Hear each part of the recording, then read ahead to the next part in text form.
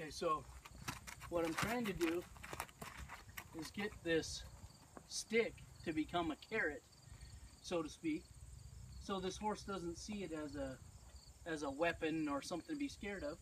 So I'll take it and I'll try and scratch the flies off of her and see if every single horse has a sweet spot where they like to be rubbed and scratched. A lot of times this time of year, it's right here because the bot flies and stuff, weeds and I don't know what all, but they get sore right here. So a lot of times you can find a horse, see her bottom lip. She likes this. See her bottom lip quivering a little bit. She's like, oh yeah. Well, it's really hard for a horse to reach this spot right here and scratch, right?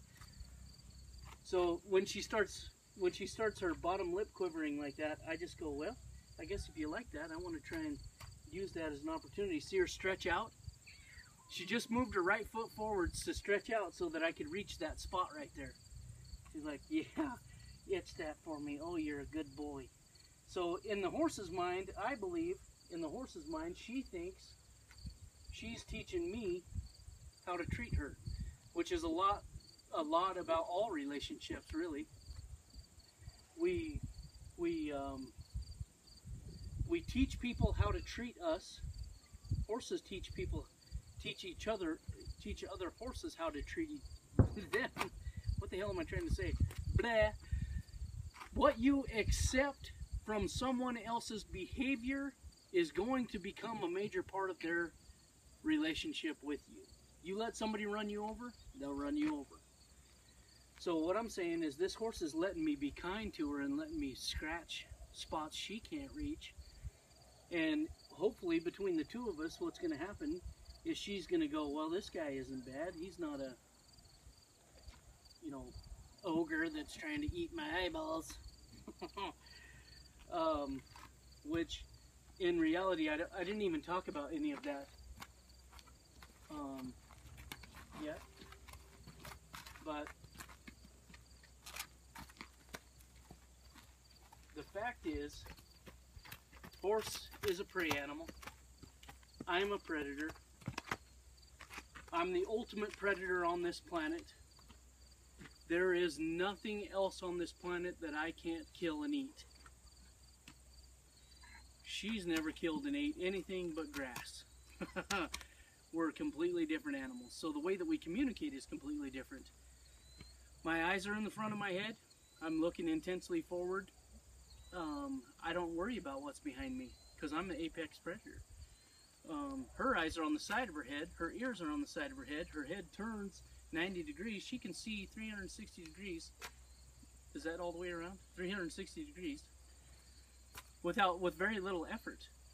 She's evolved on the plains to sleep standing up so that she can wake up at a dead run away from me. Right? We're not made to have a partnership. By nature, we're made for me to find some way to run this thing off a cliff and eat it. Right? Which is pretty amazing that we can create this relationship in the first place, because what it means is I have to quit acting like a predator, and I got to convince her to quit acting like a prey animal, and hopefully we can have a partnership. Those are Pat Pirelli's words. I'm a Pat Pirelli student, but I'm not, certified or whatever. And I'm not trying to sell his stuff. I'm just teaching you what I've learned.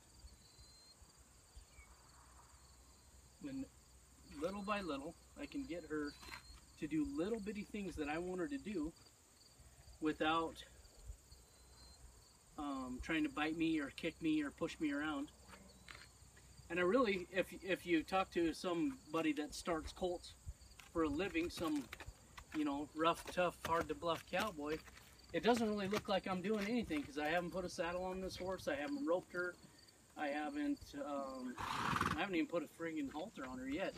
But what I'm saying is the things that I'm doing now are going to make all that stuff really simple and anticlimactic, and we're already going to have a way to communicate before I put a rope on her.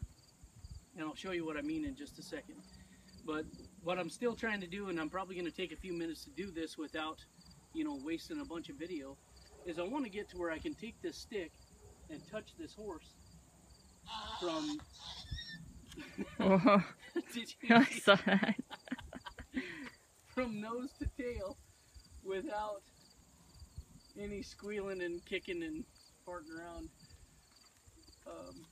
That mare must be in heat because he sniffed at her and she started squealing and kicking, and she's running around with her tail in the air. You never do that, do you? No.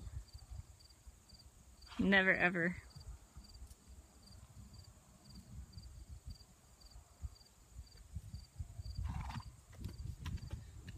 So now I can at least get, now I can get within like a foot or two of her and imagine that I'm touching the horse on these spots without her moving, right? So what I'm saying is every time I do this, I get a little bit closer and I almost rub her, almost touch her. See her skin twitch at different spots when I'm pointing? I'm getting in her comfort zone, right? Every horse has a different comfort zone. Some's huge, some's little. Some need to be sitting in your back pocket. You know what I mean? Hopefully, I'll be able to mess around here long enough that I can eventually just touch the horse with the stick and have her not move her feet. Meant something to her in my mind when she looks at it, sniffs, licks and chews. See her licking and chewing, moving her bottom lip. She's now processing thought that in some, you know, she got a brain about this big, so I don't know what the thought process is, right? And I'm not a brain surgeon, but I'm telling you that I believe that this horse is thinking, all right, that's not just a stick. He's not just trying to smack me around and run me off. And if I'll use the opportunity to try and make it a nice experience for this horse, hopefully I can touch her in one of those sweet spots. Ah, see that? See her eye soften and her head drop?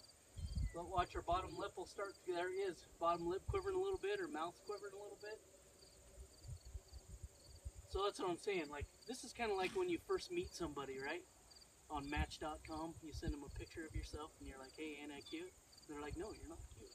But you say something witty or something cute and they like it, and then next thing you know, you invite them out to dinner, right? And maybe if you have dinner and they don't, you know, slobber all over their shirt, you might, you know, think about going to the movie with them or holding their hand where you walk around the park or something. My point is, it's a progression, right? It starts out somewhere. Started out with me standing in the middle of the round pen, her running around.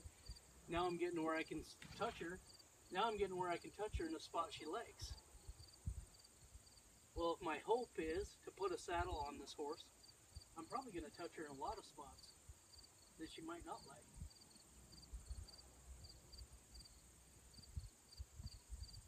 And hopefully, after I get her to where I can touch her, I'll doctor this mess up a little bit on her shoulder. And that'll hopefully be a video by itself, which I think is cool. Suicide!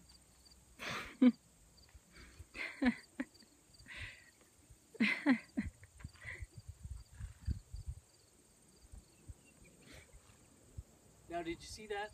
I wasn't even planning on it. I took this stick and I just brought it right over and touched the horse.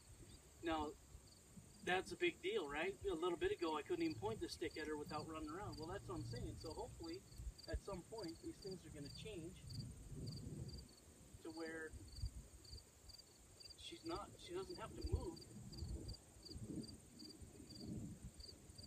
every time I touch her.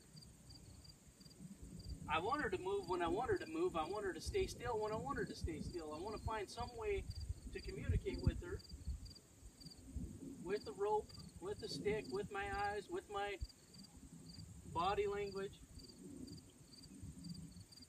so that she'll do what I want her to do, right?